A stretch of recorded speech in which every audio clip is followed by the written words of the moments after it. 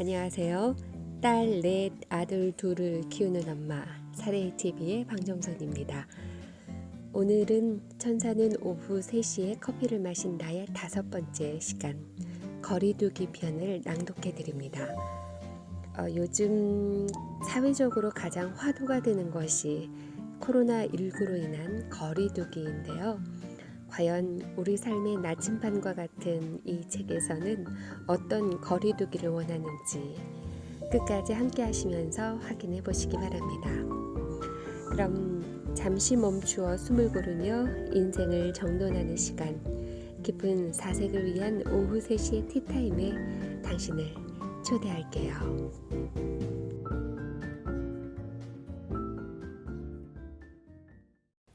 거리두기. 신화 문학의 민족 그리스, 그들이 참 귀히 여기는 언어가 있다. 메소테스, 그리스어로 균형, 알맞음을 의미한다. 그리스인들은 균형을 삶의 축으로 보았다. 그 축이 한쪽으로 기우는 것을 매우 경계했다. 옳은 시각이다. 삶은 균형이 지켜져야 한다. 삶은 지나침이 억제된 알맞음이 존중되어야 한다. 이것이 무시되면 무너지고 쏟아지고 쓰러진다. 좌초, 전복, 붕괴, 실족. 이런 일들이 소리 없이 내습한다. 불행의 첫 소절은 균형의 붕괴이다. 메스테스, 그건 분명 삶의 구축이다. 한편 메스테스의 대척점에 과도함이 있다. 그곳은 균형, 알맞음이 상실된 황폐의 모습이다. 과욕, 과속, 과식, 과장. 이런 것들 메스테스가 무너진 터에 자라는 독초들이다. 이것들이 독주할 때 세상은 신열 구토한다. 이것들과의 불화, 곧 거리두기가 필요하다. 거리두기. 삶의 축을 위협하는 것들로부터의 분리. 그것이 바로 거리두기이다. 거리두기는 결코 세상과의 고립을 의미하지 않는다. 소중한 가치를 보호하기 위한 격리이다. 삶의 품격이 훼손당하지 않기 위한 안전거리이다. 그것은 삶의 축을 유지하는 린치핀이다. 그대에게 4가지의 거리두기를 제안한다. 편가르기, 엿보기, 비교하기, 열정의 죽음. 이 4가지들, 생에 짙은 혈흔을 남길 만큼 강하고 날카로운 생채기들이다. 이 세상을 화약 냄새로 채우게 하는 전범들이다. 새벽이 와도 여전히 밤을 살게 하는 흉물들이다. 모든 사람을 가해자로 만드는 교서범들이기도 하다. 첫째, 편가르기로부터 거리두기이다.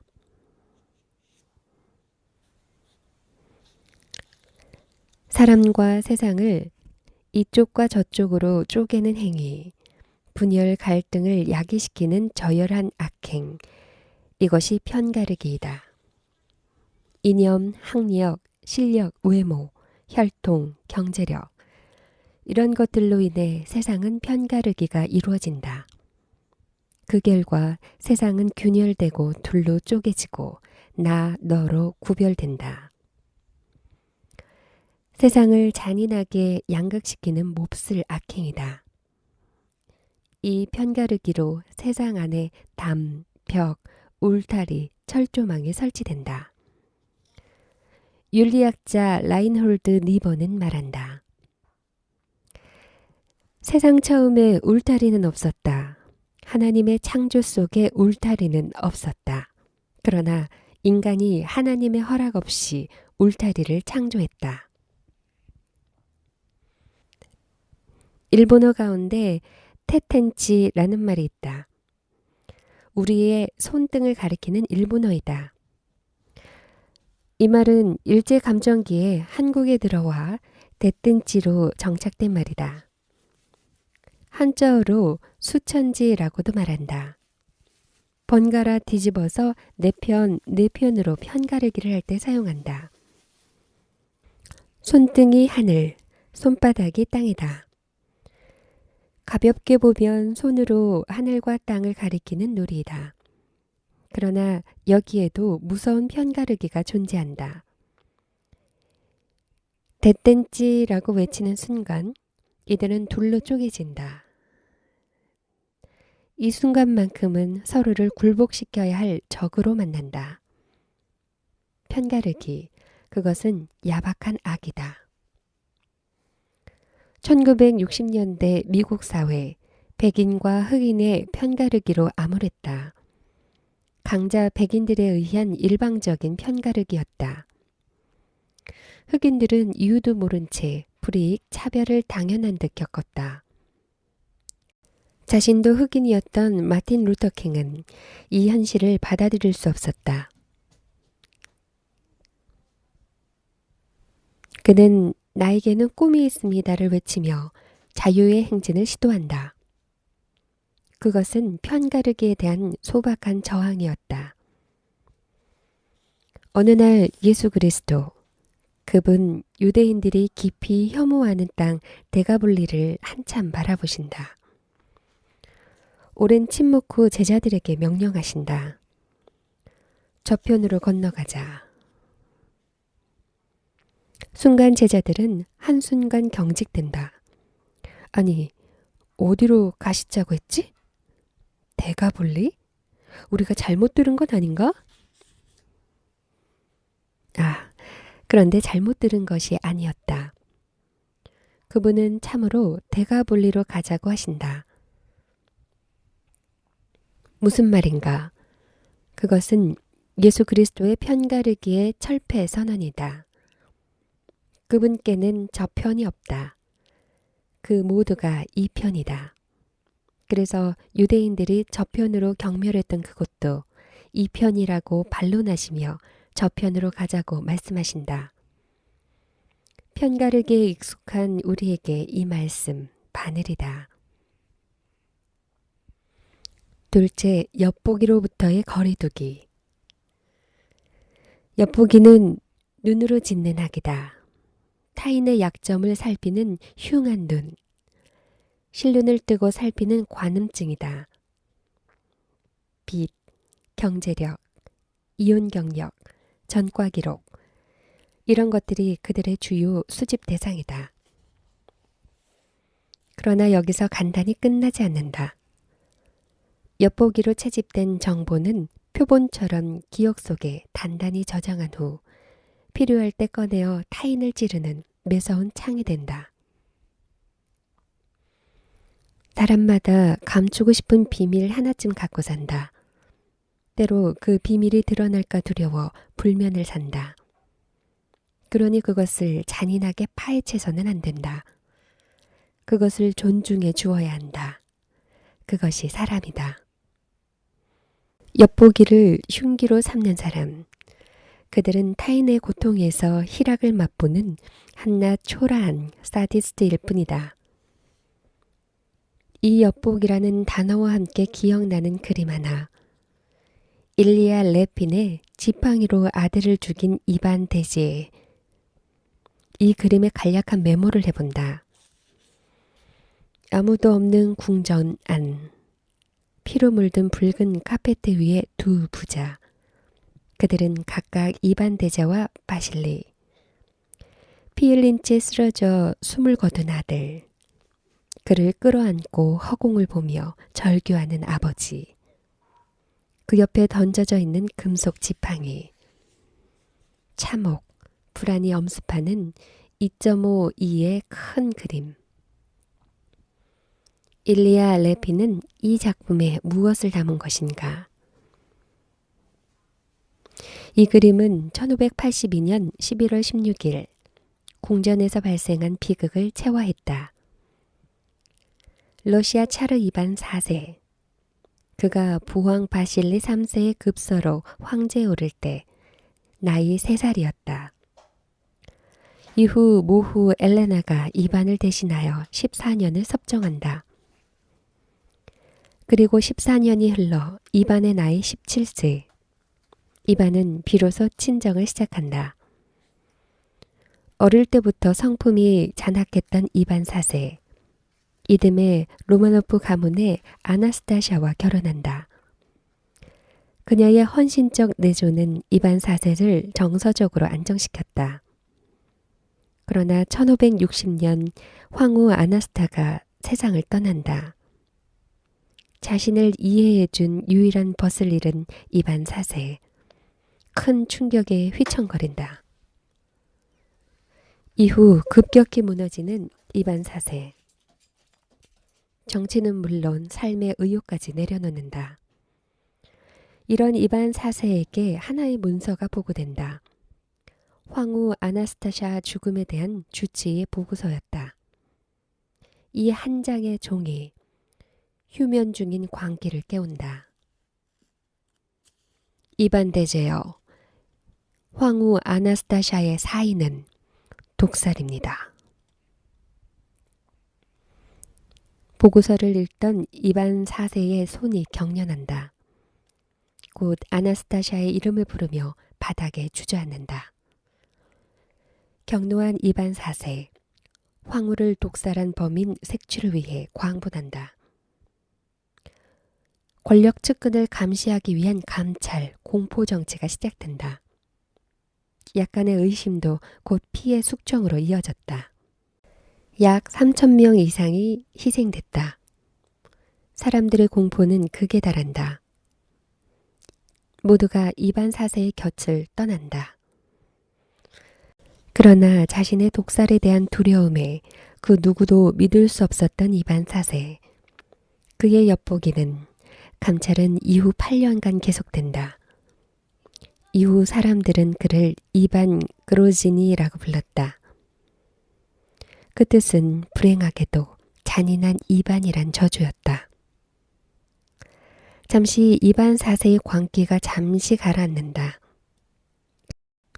그러나 며느리 엘레나와의 갈등에 광기가 재발화된다. 아들 바실리의 처소를 찾아간 이반 대제는 그곳에서 얇은 옷을 입고 있는 엘레나를 목격한다. 이반 4세는 천박한 엘레나의 모습에 격노한다. 당시 귀족은 어떤 경우에서든지 세 겹의 옷을 입고 있어야 했다. 이반 4세는 엘레나를 향해 창렬하고 소리 지르며 의자를 던져버린다. 이 충격으로 엘레나는 그 자리에서 쓰러지고 곧 유산하게 된다. 뒤늦게 아들 바실리는 이반 4세에게 항의한다. 이성을 잃은 이반 대제는 쇠지팡이로 바실리의 머리를 내리치고 아들은 그 자리에서 즉사한다. 잠시 후 제정신이 든 이반 대제. 눈앞에 피의 참상을 보며 충격으로 쓰러지고 이후 3일 만에 사망한다. 그의 나이 54세였다. 한 국가의 권력, 부를 지배한 한 남자의 어이없는 파국. 이 남자를 참혹한 비극의 사람으로 쓰러뜨린 것은 무엇인가? 역시 그것도 의심에서 시작된 엿보기였다. 독살의 위험, 반란의 두려움 때문에 엿보지 않으면 불안해서 견딜 수가 없었던. 그래서 황금주단 처소에 누웠지만 37년간 단 하루도 편히 잠들지 못했던 그 사람. 바로 이반 4세였다. 엿보기가 만든 참혹한 비정이다. 셋째, 비교하기부터의 거리두기. 비교하기란 우월감, 열등감이 다투는 경쟁 구도를 말한다. 사실 비교하기는 편가르기, 엿보기보다 더 치명적 위험이다. 그것은 타인이 아닌 자신부터 파괴하기 때문이다. 비교하기는 양손에 저울을 든 삶이다. 한쪽으로는 자신을, 다른 한쪽으로는 타인을 끊임없이 저울질하며 스스로 불안해한다. 이후 그는 희보다는 비에 휩쓸린다. 식탁에 오르는 그릇의 종류는 크게 두 가지이다. 하나는 대접이요, 다른 하나는 접시이다. 대접은 위가 널쩍하고 온도가 낮으며 뚜껑이 없는 그릇이다. 주로 국물 따위를 담는 데 쓴다. 식탁 오른쪽에 둔다. 접시는 온도가 낮고 납작한 그릇이다. 주로 반찬, 과일, 떡을 담는 데 쓴다. 식탁 왼쪽에 둔다. 그런데 우리는 이렇게 묻는다. 대접, 접시 중 어느 것이 더 중요한가요? 그렇다. 이건 우문이다. 대접 접시는 각각의 고유의 일이 있다. 그러니 당연 우위는 없다. 그럼에도 세상은 끊임없이 우열, 고저, 미추, 광협 이런 서열을 고집스럽게 규정한다. 그리고 1류, 2류, 3류라는 가격표까지 붙인다. 사회적 족쇄가 타인에 의해 채워지는 순간이다. 한편 패자, 2류, 아웃사이더로 규정된 그들은 스스로를 루저라고 자학, 조소한다. 그 자학은 열등감, 절망, 심지어 죽음과 제휴하기도 한다. 가을이 되면 유독 좋아지는 시가 있다. 시인 장석주의 대추 하나리다. 저게 저절로 붉어질 리는 없다.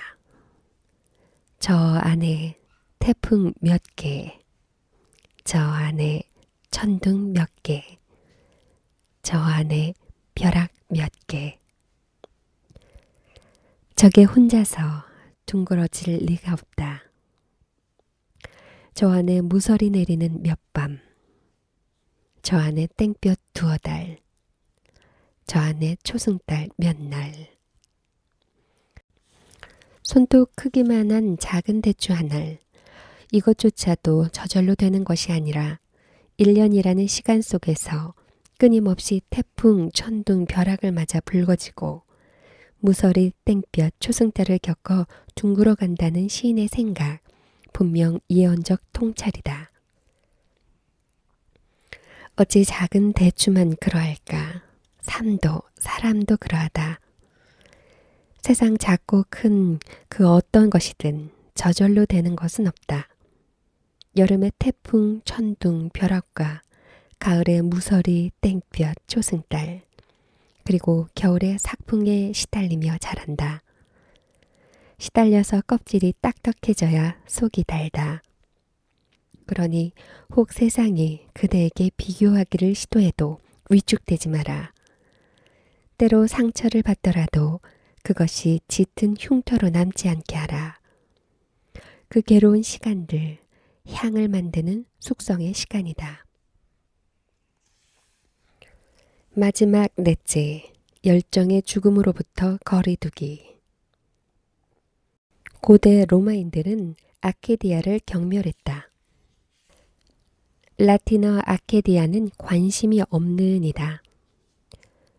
도르시 세이어스는 저서 기독교의 진리에서 아케디아의 본질을 정확히 설명한다. 아무것도 믿지 않고, 아무것도 알려고 하지 않고, 아무것도 즐기지 않고, 아무것도 사랑하지 않고 그저 사는 것. 격려, 고마움, 깨달음, 위로받음. 이 같은 삶의 신비, 환희 앞에서도 열정을 상실한 채 마냥 그저 사는 것이 아케디아이다. 그래서 그들의 언어에는 감탄사가 삭제되어 있다. 늘 삶 자체를 건조로 산다. 16만 킬로미터. 그대 이 숫자의 의미를 아는가? 이것은 사울이라 불렸던 사도 바울이 자신을 사망에서 건지신 그리스도 예수를 위해 지치도록 달렸던 34년간의 선교 주행거리다. 서기 68년 그가 나이 66세로 로마의 오스티안 거리에서 자신이 사랑하던 하나님의 품으로 돌아갈 때까지 지구 원주 4배에 가까운 거리를 폭풍 질주하던 열정의 숫자이다. 내게 사는 것이 그리스도니라고 스스로를 격려하며 난관과 위기를 넉넉히 제압했던 바울. 그것은 34년간 예수 그리스도를 위해 써내려간 스스로의 열정의 기록이었다. 황금을 지불하고도 권력을 쥐고도 내 것을 삼을 수 없는 것이 삶의 품격이다. 그것은 쉽게 취득 가능한 위조 면허가 아니다. 편가르기, 엿보기, 비교하기, 열정의 죽음. 오직 이런 것들로부터 자신을 냉정히 분리하는 거리두기를 통해서만 얻어질 수 있는 값진 진귀이다. 그러나 이 거리두기는 어렵다. 그리스 문학 헤라클레스의 12난제만큼 난고이다. 우리가 이런 것들이 주는 쾌감 매력에 오래전부터 길들여져 살아왔기 때문이다. 그러니 거리두기를 시작할 때 분명 안으로는 불안하고 밖으로는 불편할 것이다. 아마 진한 탄식도 뿜게 될 것이다. 또한 금쪽 같은 많은 시간을 지불해야 할지도 모른다. 그러나 이 소중한 것을 얻기 위해 그 불편도 한번 붙잡아 보자. 혹 긴 시간이 걸린다면 그대의 시, 분, 초를 아낌없이 할애도 해보자. 제기어린 스타일리스트 서은영. 자신의 저서 서은영의 세상 견문록에서 말한다. 소중한 것이 왜 소중한지 아십니까? 정말 소중한 것은 항상 오랜 시간에 걸쳐 만들어지기 때문입니다. 네, 인생에서의 거리두기, 그것은 편가르기, 엿보기, 비교하기, 열정의 죽음이라고 저자는 말하고 있습니다. 더불어 이것은 안으로는 불안하고 또 밖으로는 불편함을 예정합니다.